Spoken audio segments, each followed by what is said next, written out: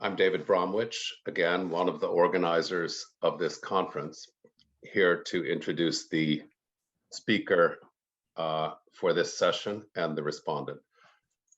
Uday Mehta is Distinguished Professor of Political Science at the Graduate Center, City University of New York. His books are The Anxiety of Freedom, a study of imagination and the discipline of individuality in Locke's political philosophy, and the enormously influential and subtle Liberalism and Empire on the 19th century practice of reason, utility, and progress, and the way that imperialism brought forward both the predictable and unintended consequences of that version of liberalism. Professor Mehta is completing a major study, portions or indications of which we've seen in the last decade or so in the form of essays and lectures, to be entitled A Different Vision, Gandhi's Critique of Rationality. Responding to Mehta will be Brian Garston, Professor of Political Science and Humanities at Yale. And I should say that for both of these scholars, it is an accident of nomenclature that makes them professors of political science rather than professors of humanities, strictly, whatever strictly may mean. Garston is the author of Saving Persuasion, which interprets the central importance of persuasive rhetoric in political thought from Aristotle and Cicero to Rousseau and Kant. Brian Garston is at work on a study of demagogues, ancient and modern, to be entitled Demons of Democracy. And with that, we'll begin with Professor Mehta's lecture. Thank you, David. I'd like to start with thanking David and the Humanities Center and Benjamin. It's an honor to be here. My talk is entitled Burke and the Rhetoric of Imperial Self-Knowledge. The rhetoric is always partial. The moral and emotive claims it makes are already familiar because they're part of the common stock of ordinary opinions and sensibilities. Unlike philosophy, which in its extravagant self-conception offers the prospect of giving an account from the beginning, and hence originating moral and political perspectives, rhetoric redirects extant dispositions by presuming on their malleability. Its effectiveness as a mode of persuasion and self-understanding, the feature which Aristotle singled out as rhetoric's proper purpose, depend on shifting the priority and emphasis of existing purposes, ideas, and convictions. Because rhetoric functions in a context where there are contending purposes, ideas, and convictions, in brief, there are other ways of living and modes of self-understanding, its distinctiveness is never tied to its originality, but rather to the specific coloration it gives to a form of life. Rhetoric is guided by the archaic simplicity of the motto, there is no transcending language. In this talk, I consider a moment in late 18th century and early 20th century British imperial discourse when the possibility of collective self-knowledge was in danger of being eclipsed by an imperial rhetoric that was wedded to the extravagance of an unrestrained imperial imagination and a corresponding set of practices.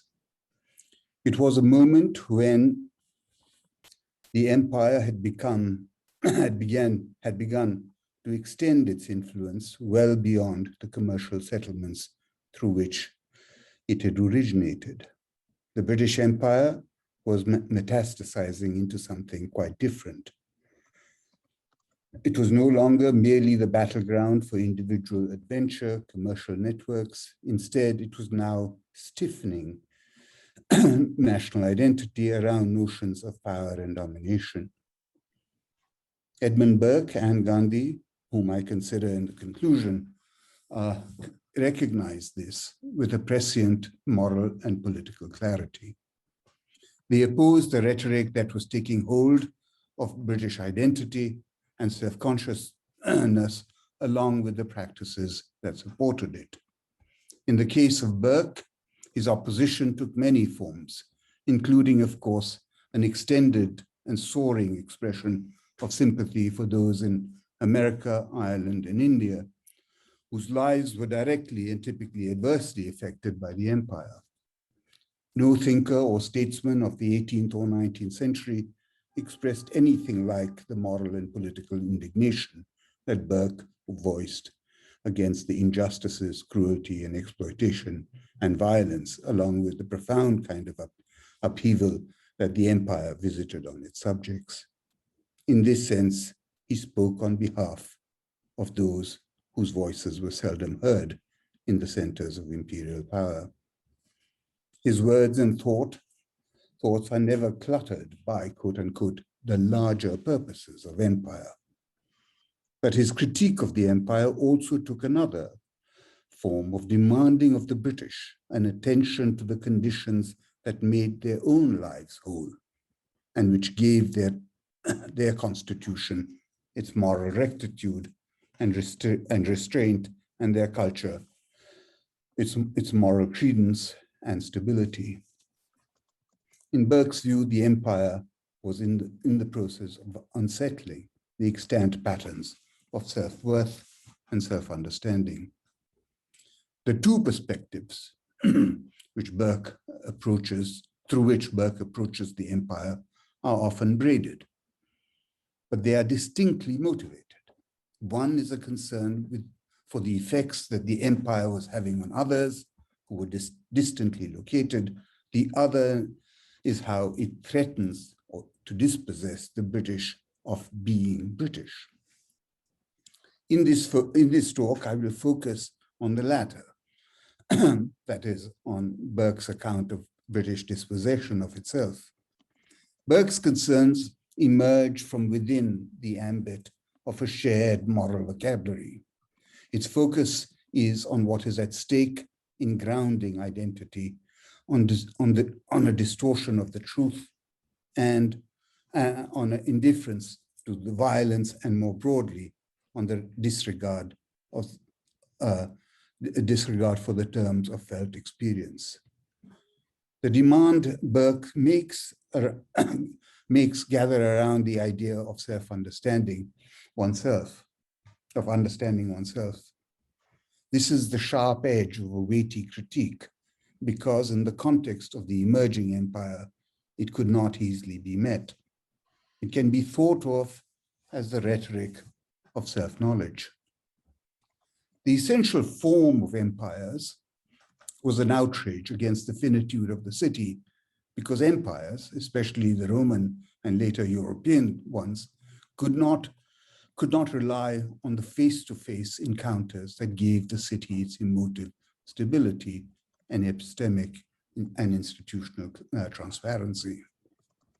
In a manner of speaking, the British Empire was the heir to the Roman Empire, which, though it had a city at its center, evacuated the city as a political form. Indeed, cities like London, Paris, and Vienna, when they were reconfigured in the 19th century as imperial cities, put at their center grand and iconic buildings, like in the case of London, South Africa House, Canada House, in the case of Paris, the Arc de Triomphe, and in the case of Vienna, the Ringstrasse, suggesting an outward order rather than an urban center with an internal cohesion. They were the physical manifestations of a new imperial rhetoric. The ancient polis, even though it may never have been quite the ideal unity implied by Hegel's expression, quote unquote, a beautiful whole, nevertheless, it corresponded to what Pierre Manin has put it how Pierre Manin has put it, quote, put it to the human ability to know and to love, end of quote. In its public culture, including in its physical form, it relied on a firm distinction between the private and the public, allowing for the possibility that justice and happiness could be combined with self-knowledge without consigning self-knowledge to a merely private exploration, as in the psychoanalytic tradition, or in denying it a public significance altogether, as in much of the post-Hobbesian tradition, with its decided preference for self-interest rather than self-knowledge. Empires ever since Alexander, though especially those that got established in the 17th and 18th century, always had larger purposes. Unlike every other political form, expanse and expansion seem to have been essential to their constitution and to the mental attitudes that they encouraged. They depend on their extension. As Cecil Rhodes said in his famous lament, quote, "These stars, these vast worlds, which we can never reach, I would annex the planets if I could," end of quote. That statement expresses a genuine existential fear, which a committed imperialist would have had in the late 19th century when there was a palpable paucity of available real estate. But his quip also suggests another important aspect of empires, which is the role of the imagination. Unlike the empires, unlike the polis, are not hindered by the limits of perception or by what can be known by being readily seen and experienced. Grandeur and fantasy, not simply of physical size, but also of moral and political and military purposes, are essential to the form of empires. In their defining principles, they extend beyond the horizon and lean on the imagination to be fathomed. Not surprisingly, they have recently become the stuff of fantasy, typically vast and not requiring perceptual or lived connection. Empires ever since also present themselves as such, as the site where the unseen, exotic, and the unfamiliar serve as the background to Manichaean contrasts, where military and moral causes can be absolute, where lives can be reinvented, where financial terms and social backgrounds are always being upturned and renegotiated. Disraeli, Gladstone, and Churchill, the three modern British statesmen who were deeply invested in the British Empire, all in different ways, viewed it as a site of a pure fantasy. The first for the possibilities it opened up for complete individual reinvention, a playground where its elaborate a playground, as it were, for an elaborate social masquerade. The second, namely Gladstone, as the ground in which the sacred quarrel between the Christian or the Anglican and the Saracen would finally be settled, and hence for him the special importance of Egypt and Palestine. And the third as a space in which military ideals of disappearing forms of power, oblige, and adventure could have their fullest sway. As it were, adolescence could be permanent. Related to this fantastical aspect of empires is the fact that no particular kind of civic culture or political life appears essential to them in the way in which the polis and the nation appear to be wedded to a particular kind of life. When placed alongside the polis and the nation, empires reveal themselves as having no distinctive political community other than a hierarchy between the center and the periphery. Their internal diversity, not just of people, but also of governing cultural norms, and their far-flung extent undermines all but the most abstract conception of community. And that, in any case, tends to be futural and promissory, vested in some idea of progress, deferred freedom, and perhaps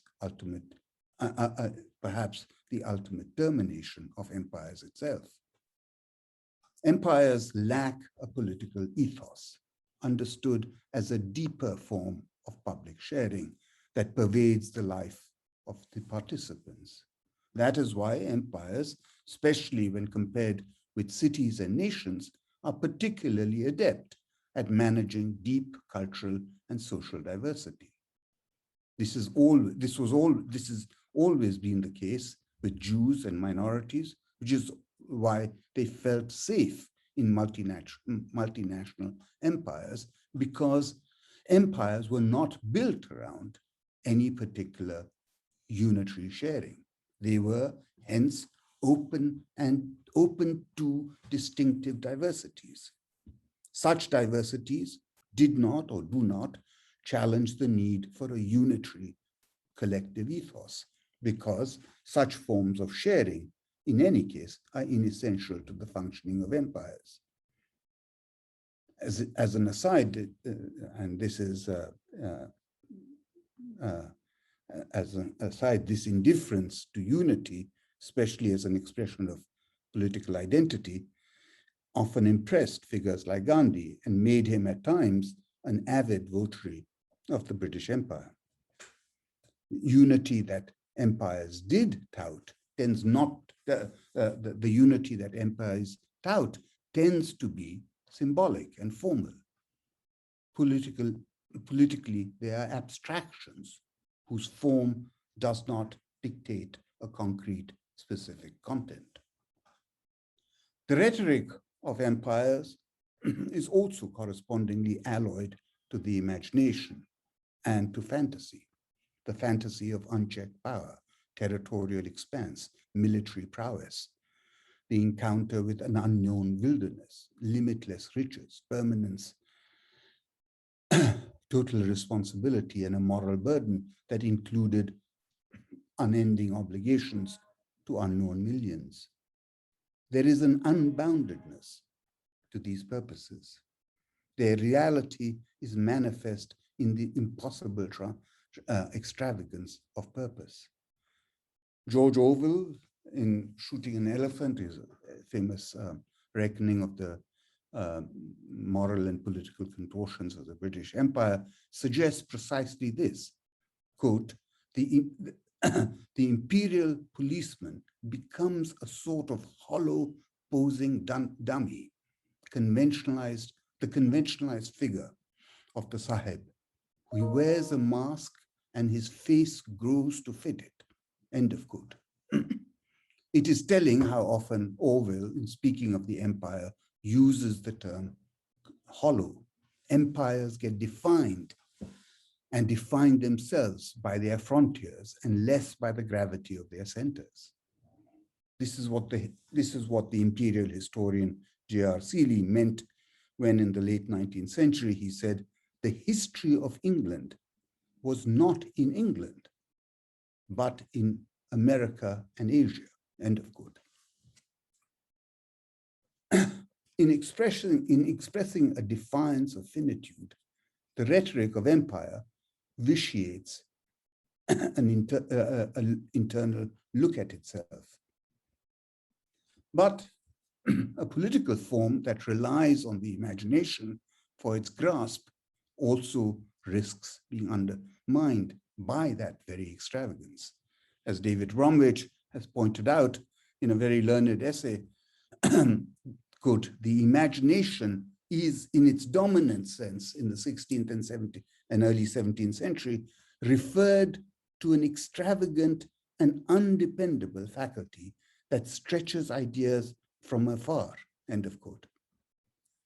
With with Francis Bacon, Shakespeare, and Hobbes and Locke, among others, the imagination is most frequently associated with the cause and consequences of madness and a moral disposition that is indifferent to the well-being of the self and the community.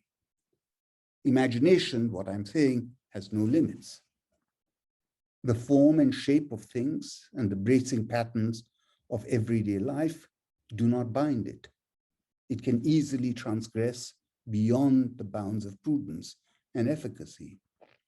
It is the counterpart of interest, especially self-interest, which once it has been corporealized in the idea of self-preservation and the needs of the body, serves as the basis around which so many norms of liberal institutions get articulated and stabilized. But similarly, it is the counterpoint to self-knowledge, the kind of reckoning that self-knowledge involves. The two Delphic injunctions, know thyself and nothing in excess, serve as idealizations of the moral and political ethos of the polis. As a political form, empires, I'm suggesting, resist self-knowledge and limits, because such knowledge redirects attention to the moral and civic integuments of a community with its bounded contours. It draws attention to the source of our integrity, the things in virtue of which we are members of communities, communities are made whole. And yet it is precisely such a community that empires dilute and at their limit render impossible. This is in part why Montesquieu believed that the Roman Empire had undermined the basis of liberty, and why the Church had given it a new lease on life, because it had a universal conception of community commensurate with the aspirations of empire. But this involved refashioning the Roman Empire in terms that were no longer serviceable in the 18th and 19th century. Empires cannot easily look inwards because their internal life merely reflects the principles of their existence, which are extension, expanse, diversity, and unboundedness. It is also why empires are fated to decline the moment a national community asserts itself as being viable. The abstract formality and diversity of empires now appears hollow. It can only be rescued by a blunt assertion of power or pedantic legal formalisms. Ironically, the very rhetoric that empires deploy to maintain themselves against various provinces, namely that the provinces had not forged themselves into political unity, could serve as an anchor, that could serve as an anchor for their collective self-representation and self-understanding, is the very weakness to which empires get exposed once the provinces assert these conditions. Empires on the face of it, empires then face the emptiness of their own political form and the fact that they had no, and the fact that they relied on moral abstractions that vitiate self-knowledge. No thinker was more aware of the vexations of this idea, of the very idea of a free people having an empire, than Edmund Burke. Notwithstanding their obvious differences, Burke, Nietzsche, and Freud share an instinct and a deep insight for unmasking the pretenses of power. Burke knew that to insist, as he did, that the votaries of the British Empire attend to self-knowledge was to make a heavy demand, because it involved a reflexivity which threatened to undermine, at least at an attitudinal level, the very basis of empire. Such demands, such a demand went beyond questioning the commercial reach, military prowess, and political stability of the empire, because it was in its essence a moral demand. Burke was aware of this.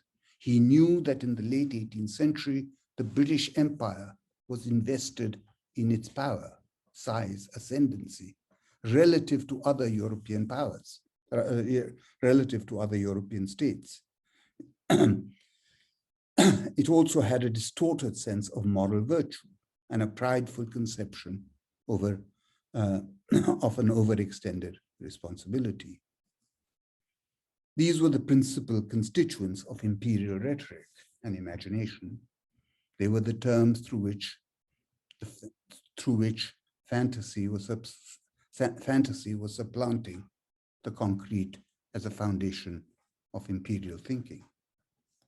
Burke understood that in the late 18th century, the empire in America could only be sustained by denying the liberties, British liberties, that had established firm roots in a foreign soil and in enforcing a discriminatory regulation of trade which required denying the will of the colonists. He recognized that George III and his ministers in dealing with America were aspirants to an arbitrary form of power. He knew that in India, the British imperial practices were rapidly eviscerating the real checks on power and parliamentary control, which had guided the British constitutionalism and steered it away from despotism. Moreover, he understood that an amplification of the role of imperial commerce, backed by emerging political forms, gave it legitimacy, threatening to undermine the cohesion of the British social structure. He anticipated what later nationalists and socialists would make much of, namely that in the modern, in a modern and especially imperial context, the market could not serve as the foundational basis of society. It now involved links which, despite the profits that flowed from them, could not in any social sense be called connections. He had a profound insight into how a cosmopolitan moral vocabulary was a veil on notions of pride and cultural superiority. He saw the chartered rights that the East India Company aspired to as challenging the traditional conception of sovereignty as residing in the monarch and the two houses of parliament. Similarly, he sensed that the tensions in the idea of a commercial empire and a constitutional government could not casually be suited by resorting to a vocabulary through which, through a feint of abstraction, sought to deny that the two institutions pulled in different directions. Perhaps most importantly, since this is the theme to which Burke returns with unerring constancy, regarding which he reserved a special vigilance, he saw in the empire a relaxation of the norms against military and quotidian forms of violence, which European civilization since the Middle Ages had built a steady consensus to limit. The ubiquity of imperial violence, the fact that it was expressed not merely in wars and grand acts of conquest, but rather in the minutiae of everyday governance, troubled Burke perhaps more than any other single aspect of the empire. He recognized it as representing the growing chasm between the abstraction of alleged civilizational elevation and concrete erosion of civility. The emphasis on self-knowledge should be seen as Burke's counter-rhetoric to empire. I call it a rhetoric as distinct from a philosophy because he positions himself within the empire with the express purpose of persuading his interlocutors with a language which he believed still had some hold on them. He was not an external critic, armed with an abstract vocabulary or a novel political ideal, which gave him a higher perch to judge them from. His counter-rhetoric was fashioned from a moral and political vernacular that drew on the common stocks of sentiments and analogies. He sought through these familiar moral associations to reinforce a collective identity that had the advantage of being affirmed by tradition and which, moreover, could serve as a moral antidote to the lure of fanciful passions. It is not that Burke never invokes an abstract vocabulary. He does. The moral force of many of his extended perorations on the plight of Americans, Catholics, and Indians derive their force from a language of humanity. And the violation inflicted on a kernel of human nature and a corresponding affront to human rights.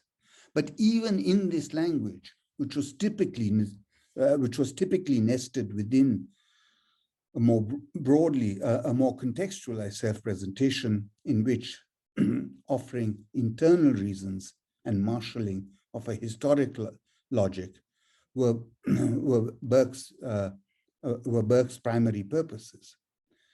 Consider, for example, the language with which Burke remonstrates with his constituents in Bristol, who, having traded freely with North America, now wanted protectionist terms once their trading partners had acquired their own mercantile strength. Quote, "From war and blood, we went to submission. From submission, plunged back to war and blood, to desolate and be desolated, without measure, hope, or end. I am a royalist. I blush at the degradation of the crown. I am a Whig. I blush. I blushed at the dishonor of Parliament. I am a true Englishman. I felt to the quick the disgrace of England. I am a man. I felt for the melancholy reverse of human affairs in the fall of the first power of the world." End of quote.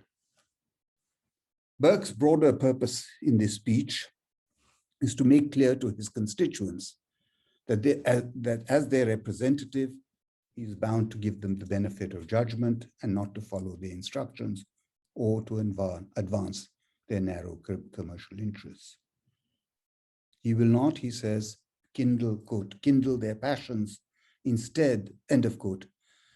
Instead, as a royalist, a Whig, and an Englishman, and as a man, he will demand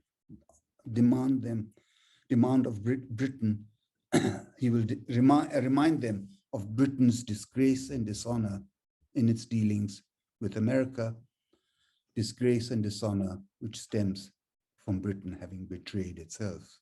Quote, "To read what was approaching in Ireland in the black and bloody character of the American war was a painful, but it was necessary part of my public duty. For gentlemen, it is not your fond desires or mine that can alter the nature of things by contending against what we have got or shall ever get, but defeat and shame. I did not obey your instructions. No, I conformed to the instructions of truth and nature." End of quote.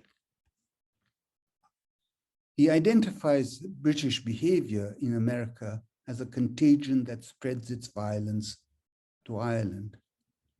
It is a simple but remarkable feature of Burke's mind is that he draws attention and never normalizes war and violence. In his writings on America and Ireland, and when he reflects on India, the bloody character of the empire never gets casually folded in as one of the many layers of imperial rationality. Instead, the violence casts a taint on everything. It is as though he sees in the propensity and recourse to violence an undercoating that is likely to pierce through whatever gloss the empire may give it. Burke's point is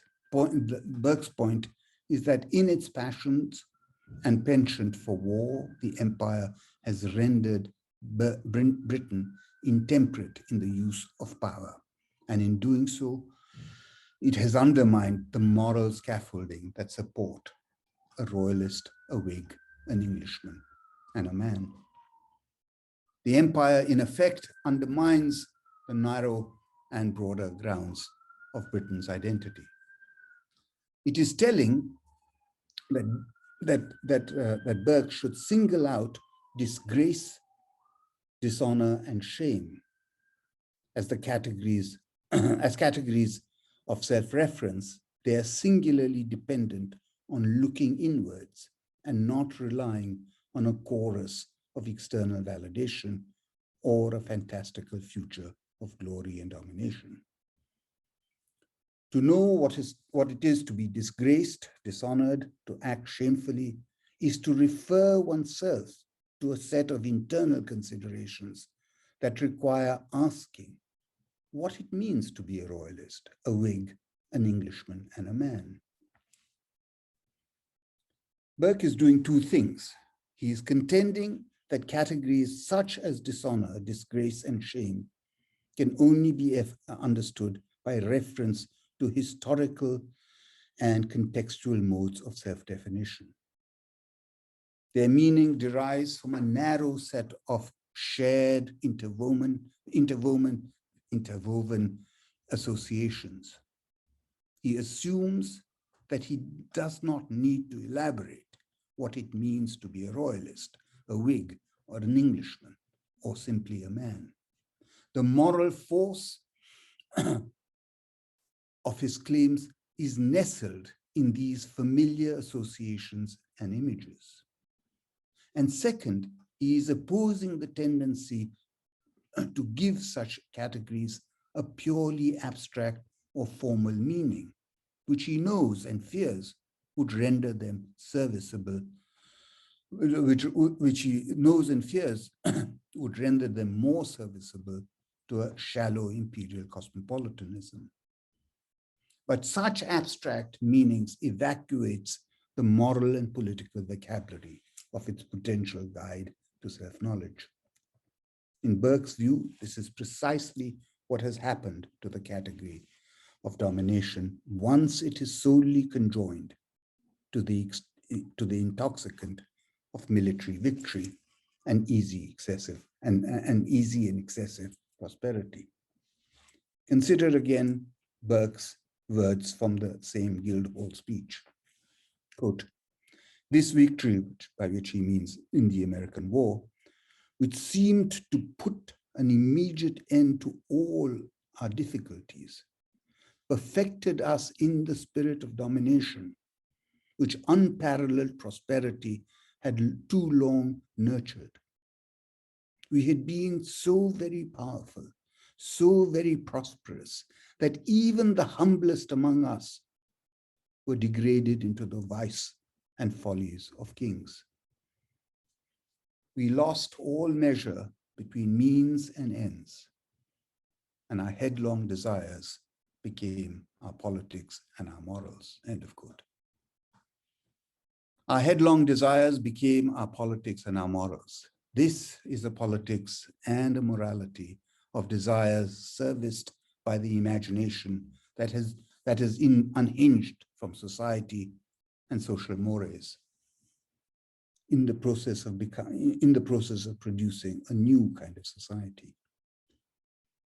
Like the Jacobins, whose moral whose political ideal of a perfectly equal and just society allowed them to be blinded to the fact that they were steeped in their own desires, the British were in the process of producing an elaborate veil for their headlong interests.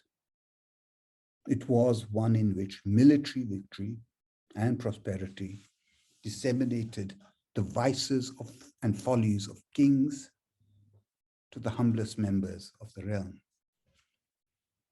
thus producing an incentive for a peculiarly debased democratic inversion, where the humblest member of society had an interest in perfecting the domination of others. Vice, not virtue, became exemplary. Even the poor became its exemplars. Military conquest and the code of reciprocity, which might have constrained it, with moderation now transformed into the spirit of, quote, domination, with no specific object other than, as Burke says, referring to the empire, a zeal for that fatal cause. Even power was transfigured into an excessive version of itself, so that it could not supply a measure between means and ends. This is a politics and morality evacuated of real content, relying instead on domination, excessive power, and prosperity as dangerous surrogates. It has no relationship. It has no relationship to the question: what does it mean to be poor, to be a king, to be a military official, to exercise power rather than domination, or, in brief, the question: what does it mean to be British? This is a mode of identification that is no longer self-referential. Burke worries that it is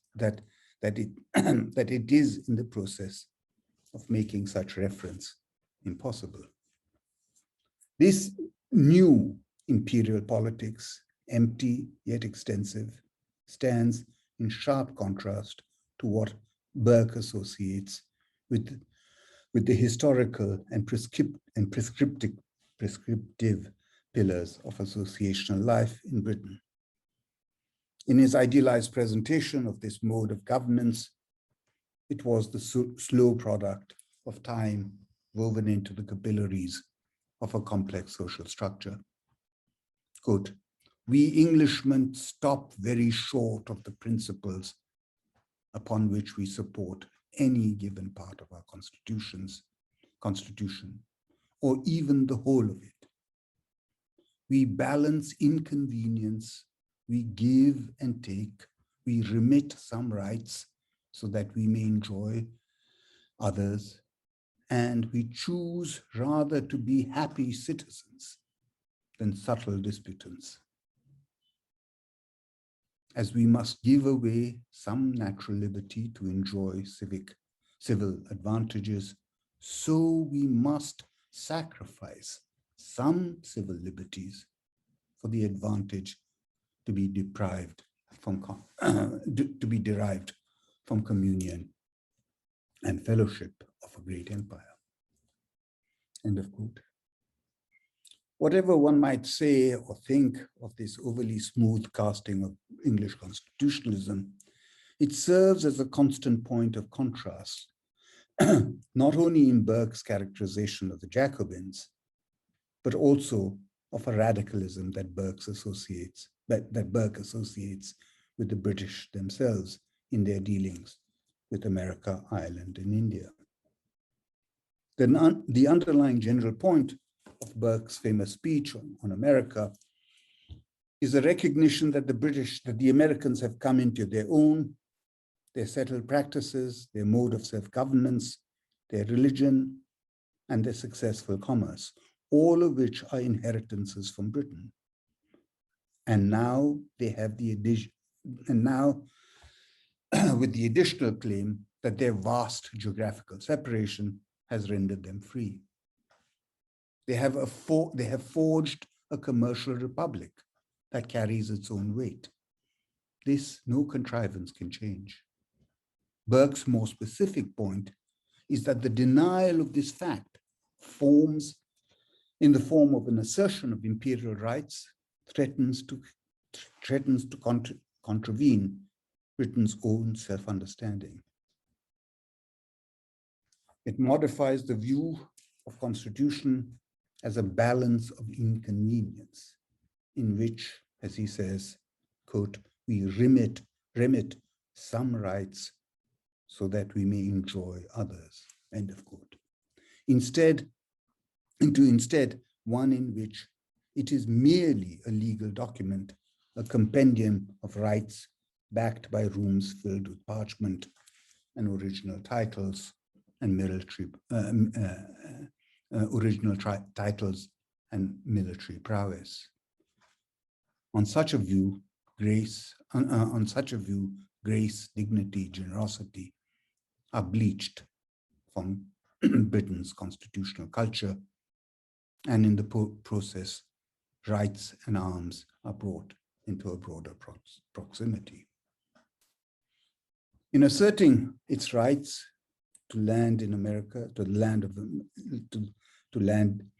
of America, or as he puts it in an evocative expression, this hoarding of royal wilderness, Britain and the Crown must lean on an imprudent logic in which rights are absolute, unmodified by context. It is a logic that keeps societies wedded to the original terms of their allegedly pure foundings. It brooks no exceptions. It makes conciliation impossible. Against this, Burke will assert, quote, what will quiet these panic fears which we entertain of hostile effects of a conciliatory nature? Is it true that no case can exist in which it is proper for a sovereign to accede to desires of his discontent subjects? Is all authority lost when it is not pushed to its extreme? Is it a certain maxim that fewer causes of dissatisfaction are left by government, the more the subject is inclined to resist and rebel? End of quote. Burke is not moved by this logic in which politics and authority rest on abstract commitments to principles devoid of the intervening effect of context. Yet this is the logic he identifies as emanating from the empire, an empire so vast and diverse that it cannot countenance the eddies of circumstance. Most of all, it cannot countenance a look at itself. It can only be grasped by fantastical imagination that relieves it of details, including the details of its own history and moral and political practices. In the process, it comes close to a self-understanding in which it is heir to an absolutism, unchecked power, diminished moral vocabulary, and even more permissive association between politics and violence. It is in danger of not being able to lay claim to the most basic and ancient aspects of its own constitutional tradition, compromise and conciliation. Let me conclude with one final quote from Burke's conciliation speech. It involves betrayal. It is addressed to the British while referring to the Americans. Quote, we cannot, I fear, falsify the pedigree of these fierce people and persuade them that they are not sprung from a nation in whose veins the blood of freedom circulates. The language in which they would hear it, the language in the language in which they would hear you tell this tale would detect the imposition. Your speech would betray you. An Englishman is the unfittest person on earth to argue against another Englishman into slavery. End of quote. It is precisely this self-betrayal that Burke wished to avoid. For he knew, or at least feared, that it would become the lasting legacy of empire. Writing 2 centuries later, George Orwell felt the force of Burke's warning. Quote, I perceived in this moment that when a white man turns a tyrant, it is freedom that is destroyed. End of quote. Against such self-betrayal, Burke expressed a simple plea, which was an echo of the ancient temple at Delphi. It is ironic, and perhaps only because they are seldom taught together, that Burke should find in Gandhi someone who shared his deepest worries about the British Empire and its tendency to betray what it meant to be British. Gandhi also saw in political idealism of empire a self-debasement that operated to the detriment of self-knowledge. In the final chapter of Hind Swaraj, which is resonant with Burkean themes, and gestures at a different kind of cosmopolitan, which was underwritten not by power and violence, but by self-knowledge. Quote, you Englishmen who have come to India are not good specimens of the English nation, nor can we, almost half anglicized Indians, be considered as good specimens of the real Indian nation. If the English nation were to know all you have done, it would oppose your actions. The mass of Indians have few dealings with you. If you were to abandon your so-called civilization and search into your own scriptures, you will find that our demands are just. Only on that condition, only on the condition of our demands being fully satisfied, may you remain in India. And if you remain under those conditions, we shall learn many things from you, and you will learn many things from us. So doing, we shall benefit each other and the world. But it will only happen when the root of our relationship is sunk in a religious soil. That's from the last chapter of Hind Swaraj. Gandhi's point, like Burke's, is that the English in the empire are no longer English, just as the Indians are not the true exemplars of the Indian nation. Once they have both become true to themselves, there would be no reason for a physical separation. That would take time and patience. But when that time came, one could say that both empire and nationalism had been dissolved and vindicated through the exegesis of self-knowledge. Thank you.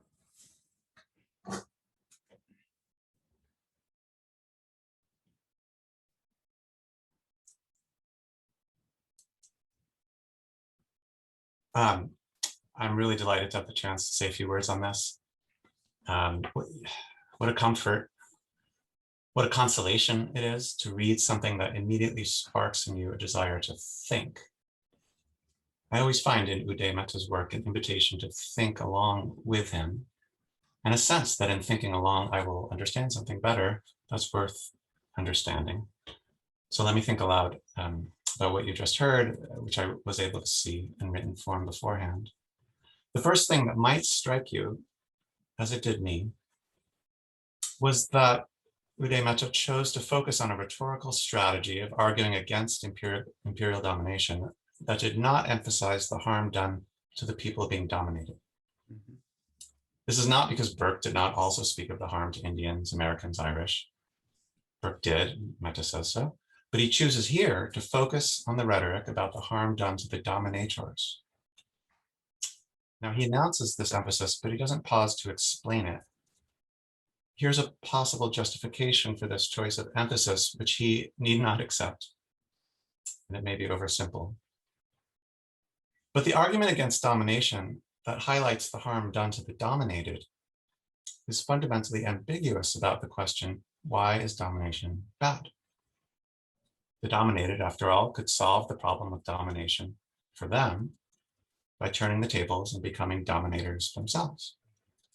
Paulo Freire, author of The Pedagogy of the Oppressed, wrote that the oppressed are best positioned to understand the significance of oppression, but he then observed this, quote, almost always during the initial stage of the struggle, the oppressed, instead of striving for liberation, tend themselves to become oppressors or sub-oppressors. The very structure of their thought has been conditioned by the contradictions of the concrete existential situation by which they were shaped. Their ideal is to be men, but for them to be men is to be oppressors. This is their model of humanity. That was all Freire. I don't know whether we should accept such a categorical statement. Certainly, it seems to me there would be something unseemly about preaching the vices of mastery to those who are furthest from the chance to practice it. Still, there is also something beautiful, transcendent, in the moments when leaders of the oppressed leap over what Freire called the initial stage and preach the hope of escaping altogether the cycle of domination. Something beautiful ignored when Gandhi and King, who both do this, are misunderstood as weak, dismissed as conciliators. I'd add to their names the name of Socrates. Gandhi translated the Apology of Socrates. King quoted it repeatedly. Socrates, who refused to punish even injustice. But those examples might be too demanding for most of us. In any case, an argument against mastery that emphasizes the harm done to the masters is free of this complication. It must be a more direct argument about the harm of dominating per se, not merely the harm that comes from being oppressed. And the second striking feature of Uday Metta's argument here is I think about the nature of the harm done to the British by their exercising imperial domination, according to Burke's rhetoric. He doesn't focus here so much on Burke's practical point that it was an illusion to believe the British could insulate themselves from the spirit of domination, quarantining their imperialism in India, although that's important and is mentioned. But here he dwells on a less obvious part of Burke's case, that exercising mastery dissolves the ability of the British to understand themselves. Mm-hmm. That challenge to self-knowledge seems to come, in the argument of this paper, from the nature of the fantasies and the desires that drive empire. These imaginations are essentially unlimited in scope, and this absence of limitations means that they elude the understanding which, it is implied, depends on limits, bounds, definitions. The imperial imagination is associated with parts of the psyche which escape the confinement of understanding, perhaps ultimately with the essential formlessness and endlessness of human desire itself, that is, of desire allied with imagination. That's what makes a human desire. Metta writes here of the defiance of finitude. So I found myself thinking about the correlate implied, that among the functions of other, not necessarily imperial political forms, city-state, the nation are both mentioned, among their functions is that of helping to make our collective life intelligible to us. Which means that imperial politics, as described here, is just a variation of politics per se in the absence of such bounded forms, city, nation. and that one feature of politics outside those forms is that it challenges our ability to fully understand our own lives together. Understand in what sense? Let's just say to give an account of why the parts of it are the way they are with reference to some purpose or standard. At the risk of abstraction, I want to say that the challenge that politics poses to understanding ourselves might be considered as an example of the most basic challenge to the intelligibility of the world that philosophers have considered since the pre-Socratics, the challenge posed by motion, by change. In the political world, motion is the seemingly endless and pointless cycle of dominating and being dominated, the cycle that Burke described, as Mehta quotes him, from war and blood to submission, and from submission plunged back to war and blood, to desolate and be desolated without measure, hope, or end. Note the without measure in that statement. That's the challenge, not just to morality, I think, but to intelligibility. To measure is to compass, to judge, to assess, and also without end. Against what standard can the motion of dominating and being dominated be assessed if it is to no particular end? It's been a fundamental question of political thought whether any escape from such perpetual motion is possible in politics. In other words, is there an equilibrium between dominating and being dominated that does not collapse into one or the other, and that would give meaning, purpose to political struggles? Is there, that is, a distinct and stable state of liberty that escapes domination altogether, or is liberty just the name that dominators give to their superior position? Briefly, one could say Machiavelli was skeptical. In Discourses on Livy 1:6, on considering whether a new state should imitate Rome's imperial policies, he entertained the possibility of a republic that would be strong enough not to be conquered, but not so strong as to strike fear into its neighbors, sparking war. He concluded the knife's edge was too narrow to balance on. Here's Machiavelli. Without doubt, I believe that if the thing could be held balanced in this mode, it would be the true political way of life and the true quiet of a city. But since all things of men are in motion and cannot stay steady, they must either rise or fall, and to many things that reason does not bring you, necessity brings you. Machiavelli therefore recommended trying to be Rome rather than its victims. Implicitly, he allowed what he called necessity to take precedence over reason or understanding. Against Machiavelli on this point, schematically, I'd say Montesquieu thought you could acknowledge the motion, but arrange institutions carefully to channel it, and so escape the constant wars of the ancient city-states, the bloody conquests of the Roman Empire. And he offered the English Constitution as the prime example showing that it could be done. In the checks and balances, he claimed to have identified a new, distinctly modern political form, representative government. And you could say Rousseau answered this with a new round of skepticism. He saw in England and in all modern states only new forms of domination, famously writing that the English were free only in the brief moments when they were voting. Now, against the backdrop of that debate, Burke's stance towards the English Constitution was distinctive. The thought of being engulfed by the cycle of despoiling and being despoiled made him blush, he told his constituents in Bristol, in the passage cited here. So Burke did not offer a theoretical argument establishing the possibility of escaping that cycle. Instead, he suggested that such escape was a necessary condition of human, or at least English, dignity. He appealed to his listeners' sense of shame and so imagined them to take pride in having found a mode of politics that escaped the perpetual trading of domination. Their pride was, he hoped, linked to a certain understanding of themselves as practicing a form of politics that itself was susceptible to being understood.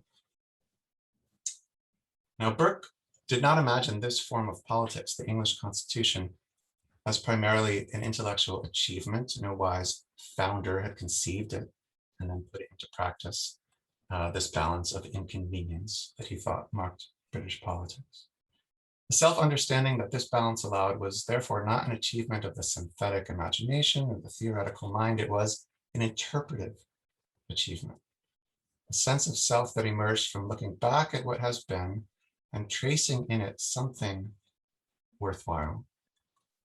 Worthwhile according to what standard? Burke's fundamentally interpretive stance, working from within the given sentiments and experiences, leaves him, if you press him, without natural foundation or grounds for some of these judgments. It makes his writings fundamentally rhetorical in the way that's been described, not merely in style, but in mode of argument. That is, everything depended on the English people in fact sharing in, feeling the power of the attachment to the sort of self-understanding that Burke appealed to. That attachment to understanding themselves as having escaped through their political forms and practices the uncivilized cycles of conquest must be already present for Burke's appeal to work, even if it is covered over or distracted from by the temptations of empire. Or perhaps, and this is a question, Burke might have thought he could create such attachments by pretending they were the results of self-interpretation. How self-consciously creative was his interpretation of the English past? And how powerful could this interpretation be if the English were, in fact, not quite as attached to the self-understanding he attributed to them, never as attached to the possibility of understanding their collective lives as having the purpose of liberty in the way that he described? That is, to put a point on it, how corrupt does a constitutional culture have to be before a Burkean rhetorical strategy loses its purchase? And how powerful is the desire to understand ourselves collectively against the immediacy, the vitality, and sometimes even the felt justice of the desire to dominate, or what is a close cousin, to punish those who have been dominated, or even, in the logic of the imperial imagination, to punish those who one can imagine dominating in the future. How easily, how willingly do we lose a sense of ourselves and the passion for justice that fuels the cycle of retributions? Do we sometimes even push back with indignation against the Delphic demand that we know ourselves, preferring instead to defend ourselves, or what is not as different as we imagine, to assert ourselves? All men desire to understand, wrote Aristotle. If that is true, it would be a gift to the kind of constitutional culture Burke championed, and to the humanistic self-interpretation that he thought would attach us to it, could attach us to it. But I can't help but wonder sometimes, what if we desire first to punish, even when we know that doing so pulls us back into a form of political life that is, at some deep level, incomprehensible?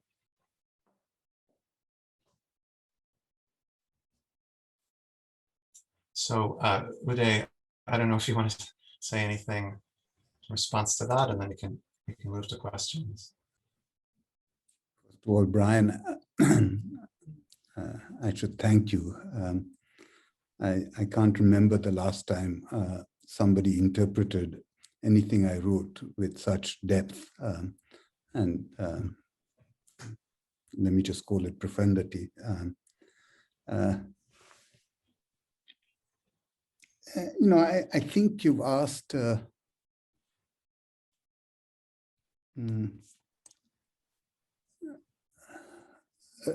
the most important question. I mean, if I understand you correctly, what you're asking is there a genuine form of domination? Can domination itself be tied to self-understanding? Is that what you're asking? Well, I think that's a good question, and I had that question in mind. Although there's also just a much more practical question about the English and well, and the imperial, the pull of empire in general.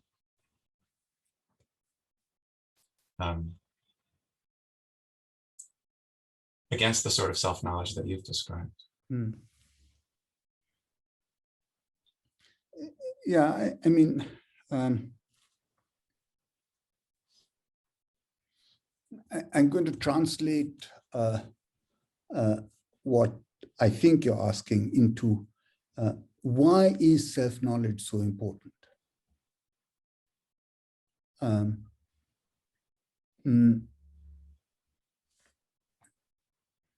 I think for both Burke and for Gandhi,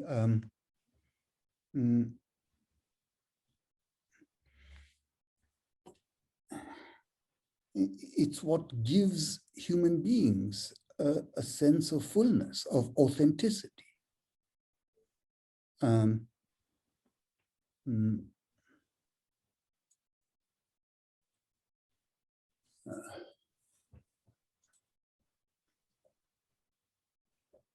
What do you think distracts people from pursuing it in that case? I mean, the lure of affluence, of power, of glory. I mean, each of these has, you know, as Aristotle says, you know, there's a positive thing to every. I think it's Plato who says this. There's a positive version to everything, and then there's a deformed version of that thing. I think the deformed version of self-knowledge is to identify yourself with your power, with arrogance, with hubris.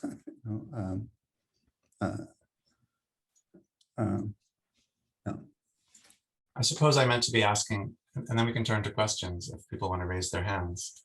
I suppose I meant to be asking whether a sense of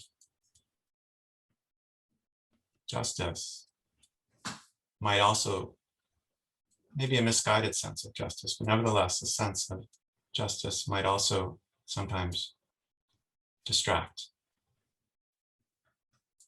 in the way that you've described.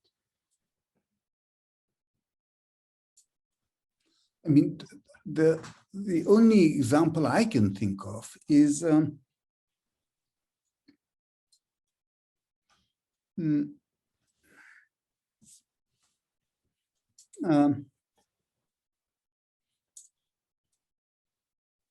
you know, where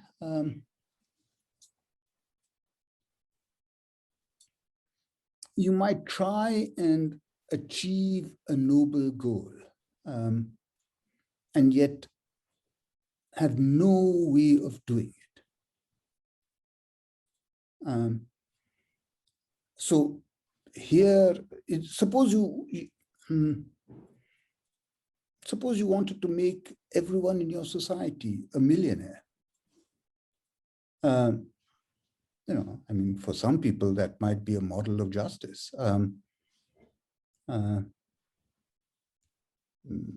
But you know, for most societies, that's not a viable option. So that desire is itself a deformed desire.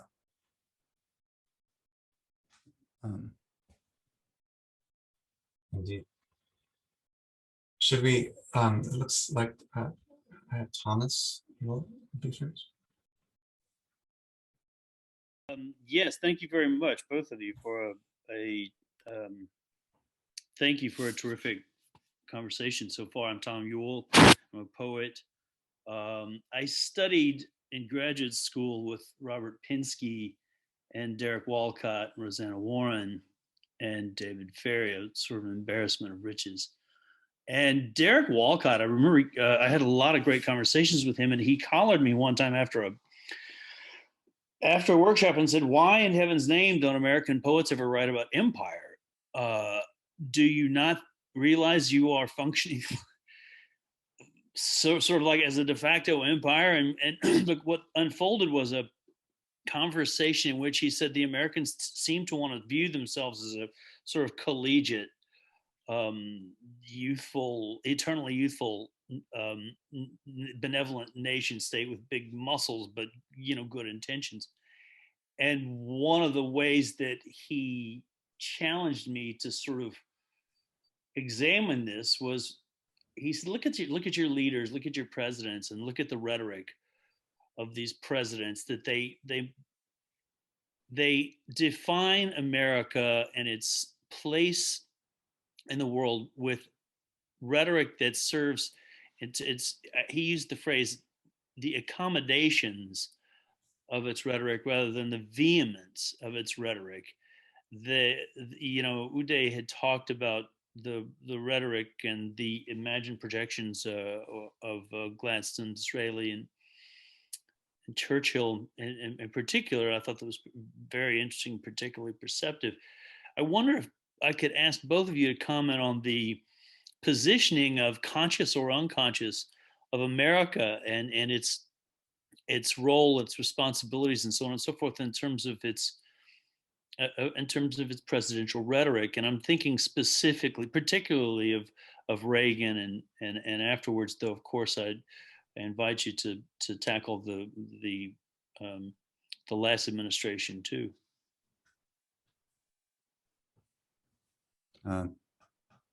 Brian, you want to take that on? Not particularly. Who invited a poet? How about you, David? You have to unmute yourself. Yeah.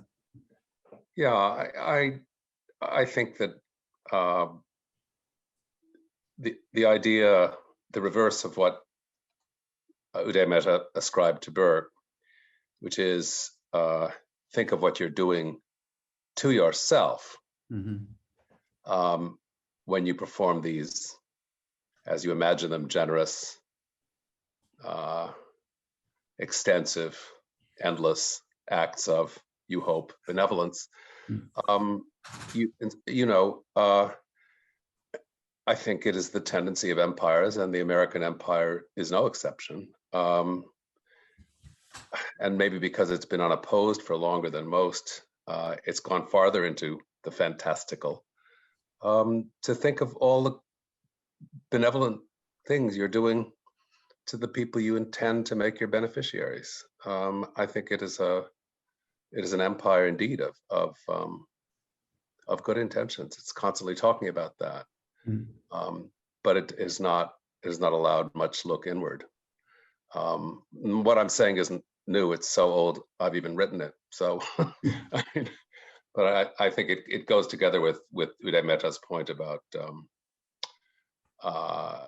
not being able to look inward,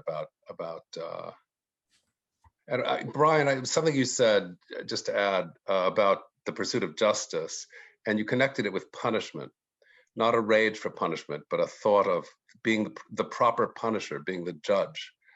Being the judge without peer. So, I mean, it's important that the United States has seen itself as an arbiter of the claims of other countries in the world, and yet we aren't part of the latest World Court for International Justice. We deliberately exempted ourselves from that. That happened under the Clinton administration, and the justification given was that and this is the phrase they used, the constabulary obligations of the United States were such that we could not join a world organization on that pattern.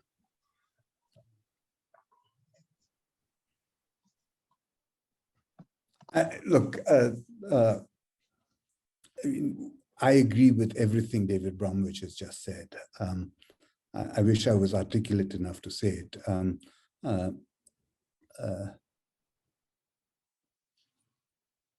mean, Thomas, you bring up the American empire, and I've always thought that one of the things that's wrong with it is not that it exercises illegitimate power, but that it does it with a certain kind of, psychological unawareness. The term David just used, that it thinks it's being benevolent. And I mean, that's also what the British thought. And not only that it thinks it's benevolent, but that it doesn't think it's an empire. Yeah. That's what I mean by the word collegiate. That it has the, and it's the kind of, it's like an almost undergraduate innocence. Yeah. Yeah. And I was connecting the rhetoric of the political rhetoric of the American theater, if I could call it that, with that kind of a perpetuation of that. In the same sense, I suppose that you talked about the imagination being an important facet of the unifying of an empire, rather than the forming of community, which is impossible in something that big. If I'm understanding you correctly, you are understanding me correctly, and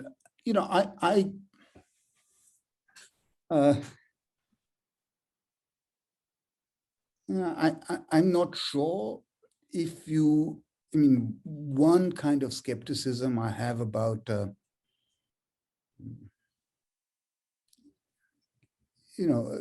can one have a global community?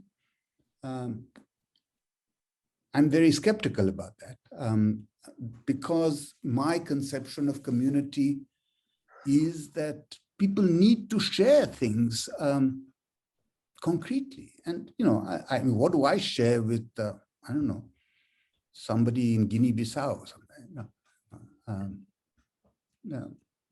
One of the striking features of your paper was the occasional links between cosmopolitanism and empire. I mean,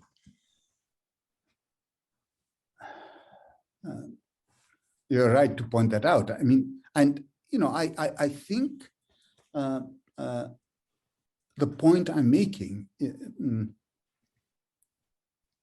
is that there can be a debased form of cosmopolitanism, a hollow form of cosmopolitanism. And even though I'm not opposed to human rights, but sometimes I think that's what human rights are. Yeah. We bring in one more voice. I see Lee Oser. Yeah, thank you. Can you hear me, Brian? Yes. Thank you. Thank you for those just wonderful and eloquent talks. I wanted to maybe rescue Shakespeare a little bit from this general impugning of the imagination.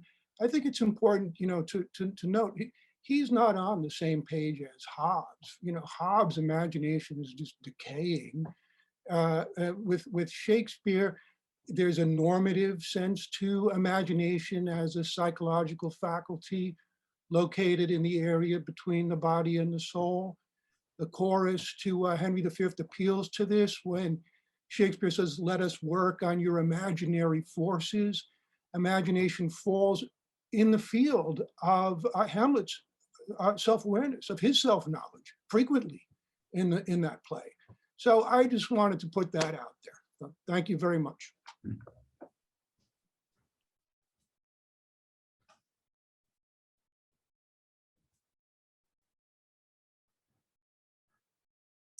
I didn't hear you, Uday, to be questioning the value of the imagination per se. I was just doing it in the context of empire. I'm all for the imagination. Otherwise, I mean, I tell my students to read imaginatively, and but I have this idea that imagination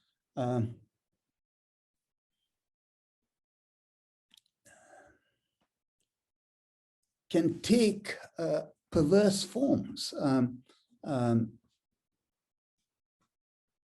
And since I quote David Bromwich on this, that's what I think David has in mind, that it, I forget exactly what I quoted. It was from, it was a comparison of Hobbes and Shakespeare from It's your Midsummer essay Night's on, Dream, the passage on the poet, and Yeah. and you know, in that Theseus speech Yeah. on imagination, Yeah. that gives things a local habitation and a name. I mean, you could make it easy on yourself, Uday Mehta, by just saying, I want another word. Fantasy means something completely different from imagination. oh yeah, But you know, you didn't make it easy on yourself, and they do seem to be related. But you're imputing a gift of moral imagination to Burke. So I mean, there's that which is part of sympathy, which is part of imagination too. So Let's bring in one more question from Shauna Rodriguez. Hey, thank you. Thank you for this paper day and for these comments, Professor Garstin. I think my question also has to do with the role of imagination and how, you know, as you mentioned, Uday, it allowed empires not to be limited by perception. And, you know, to quote David Bromwich, it allowed them to fetch ideas from afar. But this imagination was accompanied by a form of overextended responsibility. And so, you know, in reading a lot of imperial officials, for example, you constantly find the refrain, in understanding others, we're able to understand ourselves. So in understanding traditional society, for example, we can understand modern society. So there is this sort of, you know, idea that in encountering the other, in having this imagination of the other, and in being able to categorize this, you know, this imagination, we can understand ourselves. How does Burke and Gandhi's critique of this, how do you tackle it, you know, once you're presented with this kind of self-understanding? Shona, that's a very, very good question. Look, here's what I would say. If somebody were to say, I'm pursuing self-understanding, that by itself doesn't mean that they are in fact pursuing self-understanding. So the fact that various imperial officials say stuff like, you know, we're looking at these tribes because through these tribes we will understand ourselves. You know, that can be true or it need not be true. So what I'm saying is that to answer this question, to answer the point that I take Burke is making, you need more than just the language of self-understanding. No, yeah. Yeah. I know you've asked a deeper question. Okay. Yeah.